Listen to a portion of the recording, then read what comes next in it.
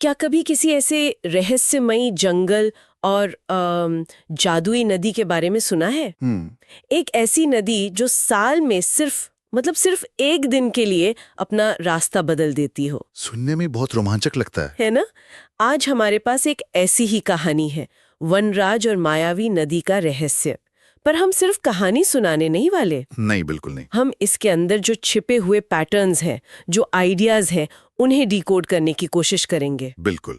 और कहानी की दुनिया भी बहुत दिलचस्प है। एक घना जंगल है, हरियाली वन, और उसके बीच से बहती है मायावी नदी। इसकी खासियत यह है कि हर साल समर सोल्स्टिस के दिन ये एक छिपे हुए झरने की तरफ मुड़ जाती है, जहां वो जादुई फूल खिलता है। हाँ, जहां वो जादुई फूल खिलता है। लेकिन कहानी की शुरुआत एक बहुत बड़े संकट से होती है। सूखा। हाँ, जंगल में भयानक सूखा पड़ा है और नदी वो लगभग मर चुकी है। और यहीं पर हमारे मुख्य किरदार वनराज की एंट्री होती है, जंगल का रखवाला। तो आज का बड़ा सवाल यही है कि ये कहानी सिर्फ एक रखवाले की बहादुरी की है, या फिर ये प्रकृति के काम करने के तरीकों पर, मतलब सिस्टम्स थिंकिंग पर एक गहरी टिप्पणी है।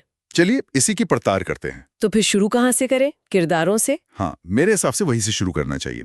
इस संकट के केंद्र में दो किरदार हैं और उनका रिश्ता ही मतलब कहानी की जान है। वनराज और धूमिल। बिल्कुल। एक है वनराज, एक बूढ़े और अनुभवी रखवाले जिनकी आंखों में पीढ़ियों का ज्ञान झलकता है, और दूसरा है उनका भेड़िया साथी धूमिल। और ये रिश्ता सिर्फ जैसे मालिक और पालतू जानवर का नहीं है। नहीं, उससे कहीं ज्यादा गहरा है। हाँ, मुझे ये बात बहुत अच्छी लगी। वनराज जंगल का मालिक नहीं है, वो रखवाला है। सही कहा। वो जंगल में रहता नहीं, जंगल उसी में रहता है। हाँ। ये एक तरह से इंसान और प्रकृति के बीच के उस संतुलन को दिखाता है, जहाँ इंसान कंट्रोल करने वाला नहीं है, बल्कि एक हिस्सा है, एक पार्टनर है। बिल्कुल, एक पार्टनर। और धूमिल वो सिर्फ एक जानवर नहीं है, वो जैसे प्रकृति की आवाज है, उसकी जो सहज बुद्धि होती है ना, इंट्यूशन, उसका प्रतीक है। आपने पार्टनर शब्द का इस्तेमाल किया और वो बिल्कुल सही है। इसी पार्टनरशिप की ताकत लेकर वनराज सूखे का हल खोजने निकलता है। उसे यकीन है कि जवाब उसी छिपे हुए झरने के पास मिलेगा। हाँ, और ये यात्रा बिल्कुल आसान नहीं है। सबसे पहली चुनौती आती है कांटों की घाटी में, जहाँ वो विशाल अजगर है, कालसर्प। हाँ, कालसर्प, जो रास्ता रोके बैठा है। और यहाँ कहानी में एक बहुत दिलचस्प मोड़ आता है। मतलब वनराज की जगह कोई और होता तो शायद लड़ाई की सोचता। बिल्कुल, सीधी लड़ाई। पर वनराज ऐसा नहीं करता। कालसर्प उसे धमकी देता है, ये घाटी अब मेरी है, और एक तनाव का माहौल बन जाता है। पर वनराज इस खेल के नियम ही बदल देता है। बिल्कुल, वनराज यहाँ जो कर रहा है वो सिर्फ चतुराई नहीं है, ये असल में गेम थ्योरी का एक क्लासिक उदाहरण है। अच्छा। उसने कालसर्प के साथ एक जीरो सम गेम को। एक मिनट, इसे थोड़ा और आसान करते हैं। जीरो सम मतलब जहाँ एक की जीत दूसरे की हार होती है। हाँ, बिल्कुल। उसने उस स्थिति को एक नॉन जीरो सम गेम में बदल दिया। मतलब जीत हार वाली सोच से हटकर एक ऐसा रास्ता निकालना जहां दोनों की जीत हो। सही पकड़ा। वो उसे लड़ाई से नहीं, तर्क से समझाता है। हाँ। वो कहता है कि अगर सूखा बना रहा तो जंगल के सारे जानवर मर जाएंगे, और जब तुम्हारा शिकारी नहीं बचेगा तो तुम क्या खाओगे? तुम भी भूखे मरोगे। वाह। अचानक कालसर्प का दुश्मन वनराज नहीं बल्कि सूखा बन जाता है। उसने एक कॉमन दुश्मन की पहचान करके एक विरोधी को सहयोगी बना लिया। बिल्कुल। ये तो सिर्फ कहानी का संवाद नहीं है, ये तो कूटनीति, मतलब डिप्लोमेसी और बिजनेस नेगोशिएशन का भी सबक है। सही बात है। अपने विरोधी के हितों को समझो और एक ऐसा समाधान निकालो जहां दोनों को कुछ फायदा हो। और फिर कालसर्प जो कहता है वो इस कहानी का शायद सबसे जरूरी वाक्य है। कौन सा? प्रकृति संतुलन मांगती है। हाँ। और ये सिर्फ एक डायलॉग नहीं है, ये उस पूरे इकोसिस्टम का फाउंडेशनल रूल है। हाँ। कालसर्प ये पहचान लेता है कि वनराज प्रकृति के संतुलन को बिगाड़ने नहीं बल्कि उसे वापस लाने आया है।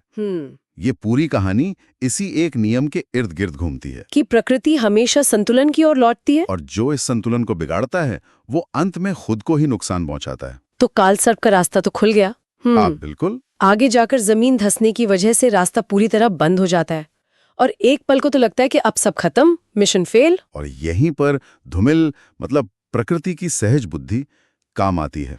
ये हिस्सा मुझे बहुत पसंद है। मेरा भी। जहां वनराज का इंसानी ज्ञान और तर्क काम करना बंद कर देता है, वहां धूमिल का जानवर वाला इंस्टिंक्ट रास्ता दिखाता है। वो भौंक कर एक छोटी सी सुरंग की ओर इशारा करता है। हाँ, जिसे शायद किसी लोमड़ी या खरगोश ने बनाया होगा। ये इंसानों के लिए बना रास्ता नहीं है। और ये बात अपने आप में बहुत कुछ कहती है हम कि समाधान हमेशा बड़े, भव्य और इंसानों के बनाए रास्तों पर नहीं मिलते। बिल्कुल। कभी कभी हमें झुकना पड़ता है, रेंगना पड़ता है। और उन छोटे अनदेखे रास्तों को अपनाना पड़ता है जिन्हें प्रकृति ने बनाया है। बिल्कुल। ये इस बात का भी प्रतीक है कि प्रकृति में हर जीव, चाहे वो कितना भी छोटा क्यों ना हो, उसके पास एक खास तरह का ज्ञान होता है। बिल्कुल सही कहा। वनराज अगर अकेला होता तो शायद उस छोटी सुरंग पर उसका ध्यान भी नहीं जाता। यह हमें याद दिलाता है कि बड़े संकटों का हल अक्सर लोकल नॉलेज में या उन आवाजों में छिपा होता है जिन्हें हम अक्सर नजरअंदाज कर देते हैं। बिल्कुल। तो इन सब चुनौतियों को पार करके आखिरकार ग्रीष्म संक्रांति के दिन वे अपनी मंजिल पर पहुंचते हैं, छिपा हुआ झरना। हाँ।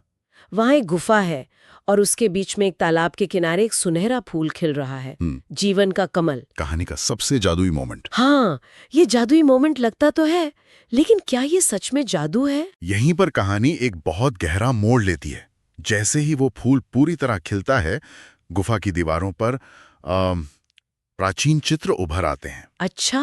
और उन चित्रों से एक बड़ा राज खुलता है। ये सूखा कोई अभिशाप या देवीय आपदा नहीं है। तो फिर क्या है? ये एक प्राकृतिक चक्र का हिस्सा है।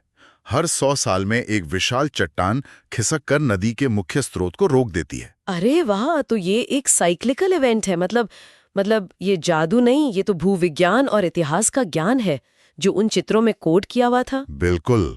तो वो जीवन का कमल कोई जादुई शक्ति देने वाला फूल नहीं, बल्कि उस प्राचीन ज्ञान को उजागर करने वाली एक कुंजी है। एक तरह का नेचुरल डेटा स्टोरेज। हाँ, सही शब्द है, नेचुरल डेटा स्टोरेज, जो सही समय पर सही जानकारी को अनलॉक करता है।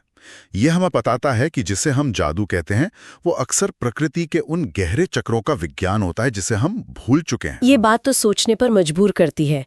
हम हमेशा बड़ी बड़ी समस्याओं का समाधान टेक्नोलॉजी में ढूंढते हैं, लेकिन शायद समाधान पहले से ही प्रकृति के सिस्टम में मौजूद है। बस हमें उसे पढ़ना और समझना आना चाहिए। आपने बहुत सही मुद्दा उठाया। ये जो 100 साल का चक्र है ना, यह हमें प्राकृतिक दुनिया के टिपिंग पॉइंट्स की याद दिलाता है। अच्छा, वो कैसे? देखिए, कई इकोसिस्टम दशकों या सदियों तक स्थिर दिखते हैं, और फिर एक छोटा सा बदलाव, जैसे इस कहानी में चट्टान का खिसकना। हाँ बिल्कुल, वो छोटा सा बदलाव पूरे सिस्टम को ढा सकता है या फिर से जिंदा कर सकता है।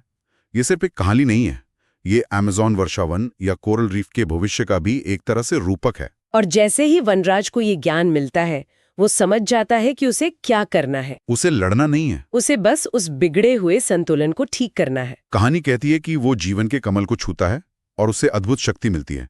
फिर वो और धूमिल मिलकर उस चट्टान को धक्का देते हैं। यहाँ भी शक्ति के स्रोत पर ध्यान देना जरूरी है। ये शक्ति उसे किसी अलौकिक स्रोत से नहीं मिली। तो कहाँ से मिली? ये शक्ति उसे प्रकृति के नियमों को समझने से मिली है। जीवन के कमल ने उसे कोई सुपर पावर नहीं दी, बल्कि उसे उस सिस्टम के साथ काम करने का ज्ञान और अधिकार दिया। वो एक माध्यम बन गया। हाँ, वो प्रकृति पर विजय पाने के लिए बल का प्रयोग नहीं कर रहा, बल्कि उसके संतुलन को बहाल करने के लिए एक माध्यम बन रहा है। और फिर वो शानदार क्लाइमैक्स आता है। एक जोरदार गड़गड़ाहट के साथ चट्टान खिसक जाती है और नदी का रुका हुआ पानी पूरे वेग से बह निकलता है। हरियाली वन में मानो जान लौट आती है। पक्षी चहकने लगते हैं, जानवर जश्न मनाते हैं। पानी के साथ साथ उम्मीद भी लौट आती है। ये एक बहुत खूबसूरत अंत है, क्योंकि ये जीत का नहीं, बहाली का, रेस्टोरेशन का अंत है। उसने प्रकृति को हराया नहीं, उसने बस उसकी मदद की ताकि वो खुद को ठीक कर सके। और उसकी कहानी जंगल में पीढ़ियों तक सुनाई जाने वाली एक मिसाल बन जाती है। तो अगर हम इस पूरी चर्चा को समेटें तो इस कहानी से मिलने वाले सबक बहुत गहरे हैं। बहुत। क्या को अलग थलग करके न देखें, बल्कि पूरे सिस्टम पर उसके असर को समझें। बिल्कुल। और दूसरा बड़ा सबक है नॉन जीरो सम सोच। हमेशा जीत हार की बाइनरी में सोचने की बजाय ऐसे समाधान खोजें जहां सबका फायदा हो, क्योंकि लंबे समय में हम सब एक ही इकोसिस्टम का हिस्सा हैं। बिल्कुल।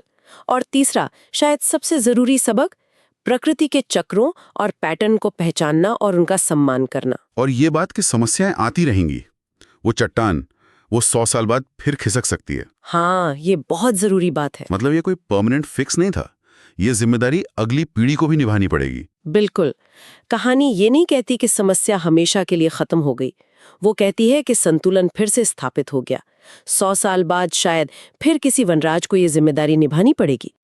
और इसके लिए ज्ञान, स्मृति और प्रकृति के प्रति गहरे सम्मान को एक पीढ़ी से दूसरी पीढ़ी तक पहुंचाना होगा। यह एक निरंतर चलने वाली प्रक्रिया है। इसने तो कहानी को देखने का मेरा नजरिया ही बदल दिया। ये बच्चों की कहानी कम और एक इकोलॉजिकल और सोशल सर्वाइवल गाइड ज्यादा लगती है। और यहीं से हमारे श्रोताओं के लिए एक विचारणीय प्रश्न उठता है। अच्छा। कहानी का सार इस एक पंक्ति में है कि वनराज ने सिखाया प्रकृति के साथ जीना ही सच्ची शक्ति है, उसे जीतना नहीं। तो सोचने वाली बात यह है कि आज की हमारी आधुनिक दुनिया में, जहां हमारा सारा जोर विकास, डिसरप्शन और प्रकृति को नियंत्रित करने पर है, जहां हम नदियों का रुख मोड़ते हैं, पहाड़ों को काटते हैं और हर चीज को अपनी जरूरत के हिसाब से ढालना चाहते हैं, बिल्कुल, वहां प्रकृति के साथ जीने का वो संतुलन, वो कैसे पाया जा सकता है? क्या आज की दुनिया में हम वनराज जैसे समाधान को पहचान भी पाएंगे, या हम उसे पिछड़ा और अवैज्ञानिक कहकर खारिज कर देंगे? एक गहरा सवाल है। कहीं हम प्रकृति को जीतने की अपनी धुन में उस संतुलन को ही तो नहीं मिटा रहे हैं जिसे बहाल करने के लिए वनराज ने अपनी पूरी जिंदगी लगा दी?